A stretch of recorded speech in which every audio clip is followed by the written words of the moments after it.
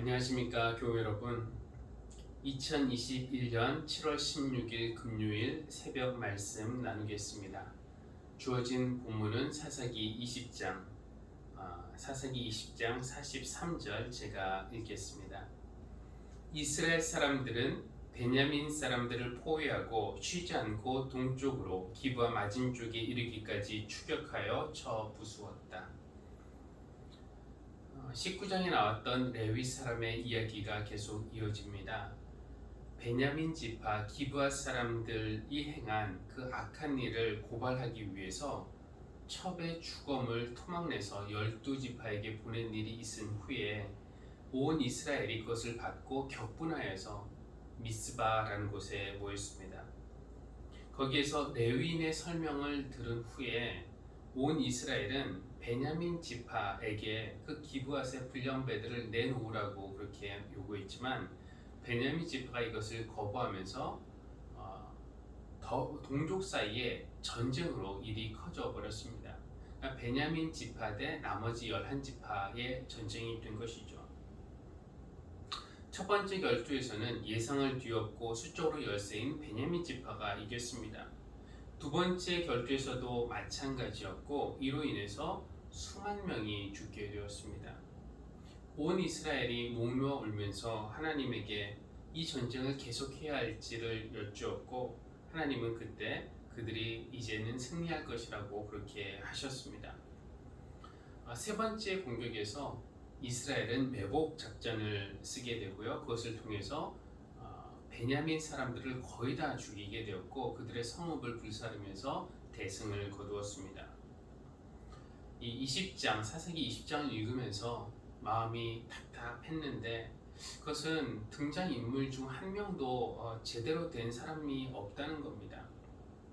그 레위 사람을 보면은 사실 그 첩을 내준 사람은 다른 사람이 아니라 바로 이 레위 사람이었어요. 19장, 어제 읽은 19장 25절에 보면은 이렇게 되어 있습니다. 그 레위 사람은 자기 첩을 밖으로 내보내어 그 남자들에게 주었다. 첩의 죽음의 책임은 물론 기브아 사람들에게도 있지만 그 일차적인 책임은 그 레위 사람에게 있다고도 할 수 있습니다. 근데 그는 자기가 마치 무고한 희생자인 것처럼 그렇게 다른 이스라엘 지파들에게 말을 한 겁니다. 온 이스라엘 사람들은 그 정직하지 못한 말에 자극을 받아서 어떻게 할까요? 하고 하나님에게 여쭤본 것이 아니라 이미 전쟁하기로 그들 마음속에 정하고 어느 지파가 먼저 쳐들어 갈까요? 하고 그렇게 하나님께 여쭈었습니다.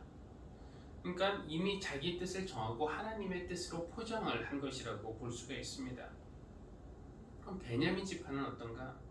그들이 잘못했다면 자기의 잘못을 인정하고 그 행악자들을 또 치리하고 또 나머지 형제 지파들에게 잘못을 했다면서 용서를 구해야 마땅한데 그들은 기분이 상해서 형제들과 전쟁을 하기로 결정한 것입니다. 이렇게 한 레위 사람의 어리석고 부도덕한 처신이 이스라엘 전체를 전쟁의 소용돌이로 몰아넣었고 그로 인해서 수많은 생명이 목숨을 잃게 되었습니다. 이 20장 읽으면서 조금 이상하다고 느낄 수 있는 부분이 있는데요. 전쟁을 앞두고 이스라엘이 하나님의 뜻을 여쭈었을 때 하나님이 이 전쟁을 허락하신 것처럼 보이는데 그렇게 허락하셨음에도 불구하고 두 번이나 베냐민 지파에게 패배했다는 사실입니다. 하나님이 전쟁을 허락하셨으면서도 두 번씩이나 패하도록 내버려 두셨다면 그 이유는 무엇일까요? 하나님은 이 전쟁을 통해서 베냐민 지파만 심판하신 것이 아니라 온 이스라엘을 심판하신 것이라고 볼 수밖에 없는 겁니다. 결국 이 전쟁을 보면은 모두가 패한 전쟁, 승자가 없는 전쟁이라고 할 수가 있습니다. 어느 한 명이 잘못해서 그 사람만 벌을 받는가? 그것이 아니라 모두가 잘못을 했고 모두가 공범이라는 것이죠.